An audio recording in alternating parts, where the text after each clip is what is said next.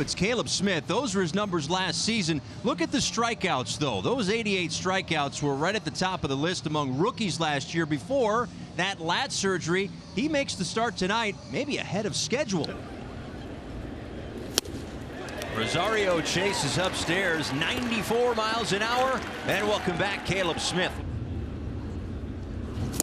And Caleb Smith has 2 strikeouts to start the night. Had a pretty strong finish to the year, 18-10 in September, but it was kind of what happened in the middle that kept them from making the postseason. Well, I think Caleb Smith feels good. He strikes out the side in the first inning. And there's Stevens' Toyota numbers from last year. I think the best thing out of that you can glean from is the 30 starts he had last season. 9th career start against the Marlins. 3-2, 2.82 ERA against the Marlins. There's a swing and a miss. The ball goes to the backstop. Miguel on his way to first. He'll beat the play. The throw by Ramos was a little bit to the foul ground side of the bag. Runner goes. Castro with a drive out to left field, and that one is gone. A 2-run home run for Starlin Castro. A 2-0 Marlins lead. So they do take advantage of the extra out here in the first. Here's the 2-2. Swing and a liner over short. That's a base hit going into left field. Michael Conforto shooting it the other way with 2 strikes. They've broken his bat up the middle, a base hit. Conforto takes an aggressive turnaround second, but the Mets over the first 3 games of the year hitting .400 with runners in scoring position. Smith delivers. Swing and a liner towards first. That's a fair ball. Base hit going down the right field line into the corner. Conforto around to score. They'll have to hold the chugging Ramos at third, and pulling into second with a double against the lefty, and a run batted in is Jeff McNeil. The Mets are on the board. The Marlins lead is cut to 2-1. J.D. Davis leads off in the 4th and lifts one to right center field. Hit well. Back in the gap goes O'Brien to the track at the wall. It's off the fence. Bouncing away from Brinson, and into second base goes Davis with an opposite field double. 1-2 to Ramos, and he hits one toward the middle. The shortstop Rojas will play it. Davis advances. Ramos retired. 2 out.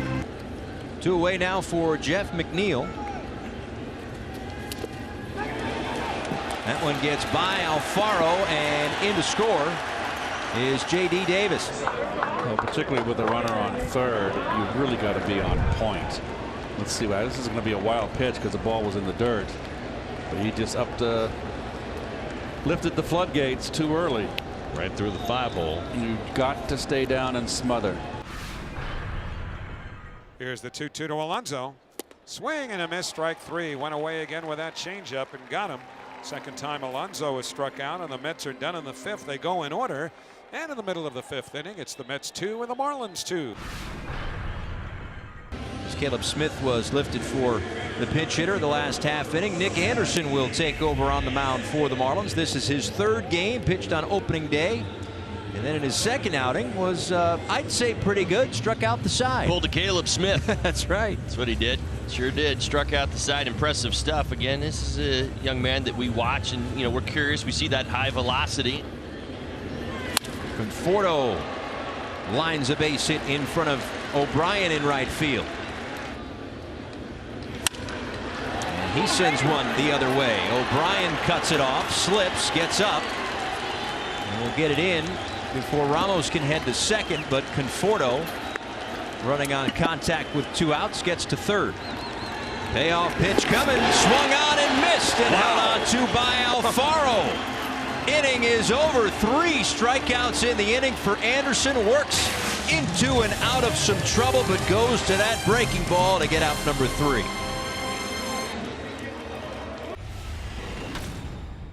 Now the Mets not doing that with one of their top prospects. The chopper to third, and they go to second for the lead runner, retiring Rojas, and there is 1 out.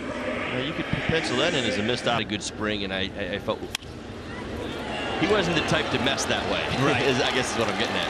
Herrera trying to get to third. Throw gets away from Davis, and up to second goes Anderson. Yeah, we talk about taking full advantage of opportunity. I'll tell you, I'm not sure for Herrera, right move coming around second base, but we see what's going on over at third. There's some uncertainty. A 1-2 pitch on the way to Castro. That one gets into left field, a base hit. Herrera will score. Anderson gets the stop sign. And another RBI for Castro. He's got all 3 runs driven in tonight. Marlins take the lead. And now Mickey Callaway pops out of the Mets dugout. Looks like he's going to make a double switch. Steven Matz, who has not been well served by his defense in this inning, is coming out. Bullpen. We're back in a moment.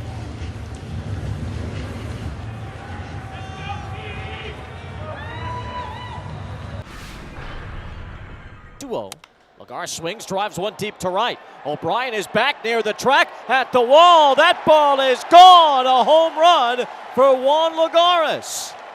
An opposite field shot to right into the Mets bullpen as Lagares hits just the second Mets home run this season.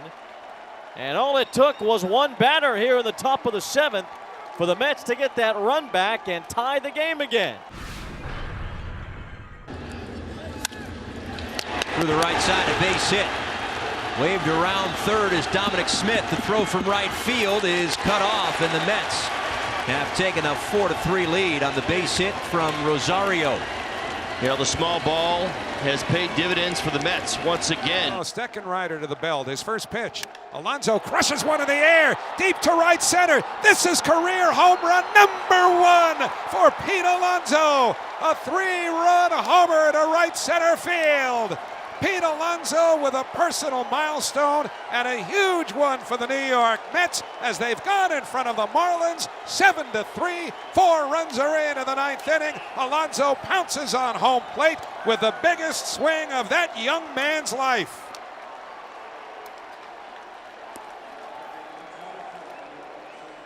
And I mean, it's hard to call it vintage when the kid's major league career is not even 1 week old. But that's kind of what we've seen from Alonso, right? Just firing one with power to the opposite field. And did he get all of that? And now the Marlins have the bases loaded and nobody out, and they'll get the tying run to the plate. Swung on and missed. He got him to chase. He went back to it.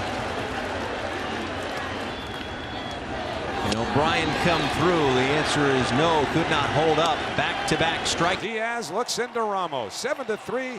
Here's the pitch. Swung on and missed. Strike 3. Put it in the books. Well, that was a little more adventurous than Edwin Diaz wanted. He doesn't get a save. He loads the bases with nobody out and pulls the old hairbreadth Harry of striking out the next 3. And the Mets take the opener from the Marlins.